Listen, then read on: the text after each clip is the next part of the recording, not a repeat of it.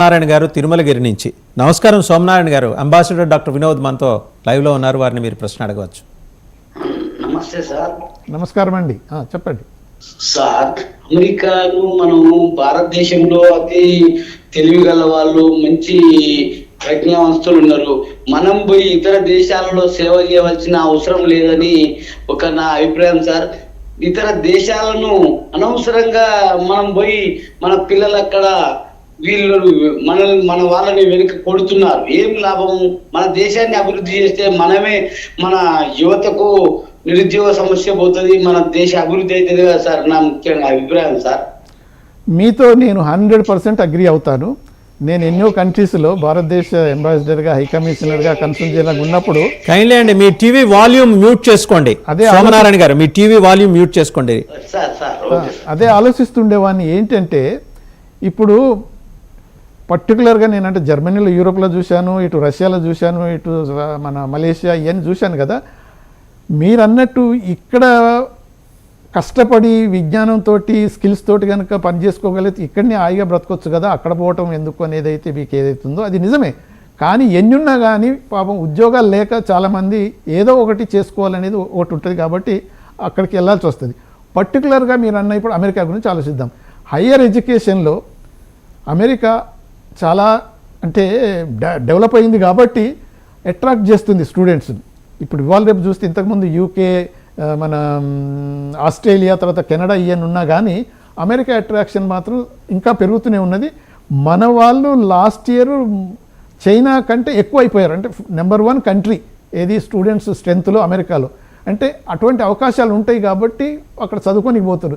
అక్కడ పోయి చదువుకున్న తర్వాత మళ్ళీ ఇక్కడికి రాలేరు, ఏదో ఉద్యోగం చేసుకోవాలని ప్రయత్నం చేస్తారు. ఉద్యోగం దొరికితే చేసుకొని వస్తారు. అయితే మీరు అన్నది ఏంటంటే ఓకే, ఇక్కడ కనుక మన ఇంత విద్యావంతులు, ఇంత స్కిల్డ్ పీపుల్ ఉన్నారు కదా, ఇక్కడే ఉండి ఉద్యోగాలు చేసుకుంటే మంచిది కదా. అక్కడ పోయి పరాయి దేశాల్లో ఉండి వాళ్ళు ఏదో తరుముతూ ఉంటే ఇవన్నీ బాధలు ఎందుకు పడాలంటున్నారు. కానీ ఇంకా మనం అంత డెవలప్ కాలేదు, అంత ఉన్నత స్థాయికి రాలేదు కాబట్టి education wise, employment wise opportunities అక్కడ ఉన్నాయి కాబట్టి పోతున్నారు. రైట్. సో సోమనారాయణ గారికి అంటే he has more concern about our country. మనకి ఇక్కడ ఇంత మేధో సంపత్తి ఉన్నప్పుడు బయటికి వెళ్ళి వాళ్ళెవరికో సేవ చేయటం దేనికని. So it is not relevant to the present subject, but he has valid question. And ఇంకోటి సార్, H1 వీసాల మీద అక్కడికి వెళ్ళిన భారతీయ మహిళలకి ఉద్యోగ అవకాశాలు, ఉపాధి అవకాశాలు ఇక రాబోయే రోజుల్లో తగ్గుముఖం పడతాయి, or they may lose their employment also అనే ఒక అభిప్రాయం అయితే వ్యక్తం అవుతుంది. నిజమైన ఒక అనాలిసిస్ వస్తుంది. అవును. ఇప్పుడు మనం H1B వీసా గురించి మాట్లాడినప్పుడు అయితే చాలా వరకు మన H1B వీసా మీద పోయిన వాళ్ళు జెంట్స్ ఎక్కువ ఉన్నారు. సో వాళ్ళు మ్యారేజ్ చేసుకున్నప్పుడు డిపెండెంట్ వీసా వాళ్ళకు H4B వచ్చేస్తుంది. అయితే ఒకప్పుడు ఇప్పుడు మన స్పౌజెస్ అంటే వైఫ్స్ అమెరికాకి వెళ్ళినప్పుడు వాళ్ళకేం ఉద్యోగాలు ఇచ్చే అవకాశం లేకుండే. కానీ ఒబామా పీరియడ్లో వాళ్ళు ఆలోచించింది ఏంటంటే వాళ్ళకు అవసరం ఉండే అప్పుడు, ఎందుకంటే స్కిల్డ్ మ్యాన్ పవర్ అవసరం అని.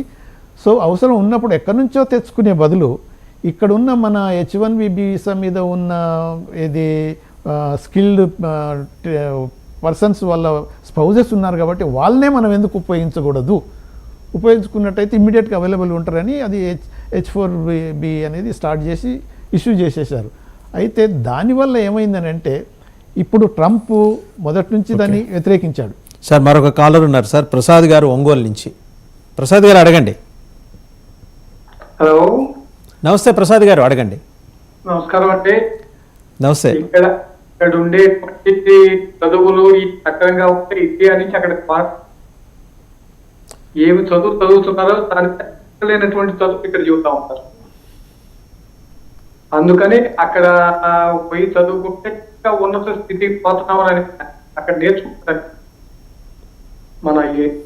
మన ఇండియాలో సంఘటన ఎస్పెషల్లీ ఆంధ్రప్రదేశ్ లో ఎడ్యుకేషన్ అనేది ఎంత దరిద్రంగా, ఎలక్ట్రికల్ ఇంజనీర్ చదివారు అంటాడు, ఇంట్లో అసలు స్విచ్ కూడా అలా బిగించుకుంటాడు.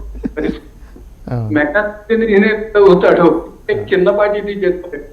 ఎందుకని ఆ చదువులే కనుక చదివిస్తుంటే ఎవరికి వాళ్ళు బతకాలి, ఎక్కడికి ఉద్యోగానికే పోనక్కర్లేదు. ప్రసాద్ గారు, do you have any specific question related to యుఎస్లో చదువుకుంటున్న మన విద్యార్థులు లేదా యుఎస్లో డిపెండెంట్ వీసా కింద వెళ్ళిన మన మహిళలు, వీళ్ళ గురించి ఏమైనా ప్రత్యేకమైన ప్రశ్న ఉందా? అంబాసిడర్ వినోద్ గారు దాటికి ఆన్సర్ చేస్తారు.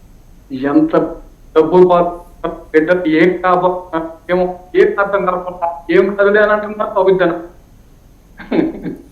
రైట్ అండి ప్రసాద్ గారు, థ్యాంక్ యూ ప్రసాద్ గారు.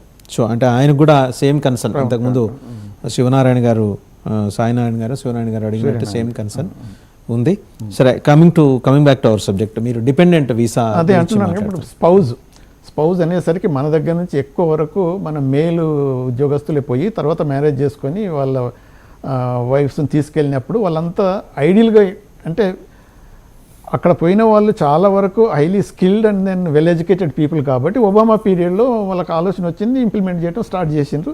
సో దానివల్ల వీళ్ళకు ఉపయోగపడ్డది, మేలు జరిగింది. తర్వాత అమెరికన్ రిక్వైర్మెంట్ స్కిల్డ్ పీపుల్ కూడా వాళ్ళు తీసుకోగలిగారు ఇమ్మీడియట్గా. అయితే ట్రంప్ మొదటి నుంచి కూడా యాంటీ ఇమిగ్రెంట్ పర్సనాలిటీ కాబట్టి ఈ H4B వీసాల వల్ల కూడా ఉద్యోగాలు పోయినాయి. మేము ఓకే, వీళ్ళనే కాక ఇంకా వాళ్ళ లాస్ట్ టర్మ్లో కూడా పోయినాయండి H4. అంటే ఆయన చెప్పుడు పోవటం అని అంటే ఇప్పుడు ఎలా ఉంటుంది అని అంటే, ఇప్పుడు వాళ్ళకు ఈ మన ఈ లేబర్ మినిస్ట్రీ నుంచి ఒక సర్టిఫికేట్ ఇవ్వాల్సి వస్తుంది. ఏది ఇటువంటి ఉద్యోగానికి ఇక్కడ దొరకలేదు కాబట్టి, స్కిల్డ్ మ్యాన్ పవర్ లేదు కాబట్టి మేము వీళ్ళని తీసుకుంటున్నామని వాళ్ళు సర్టిఫై చేస్తారు.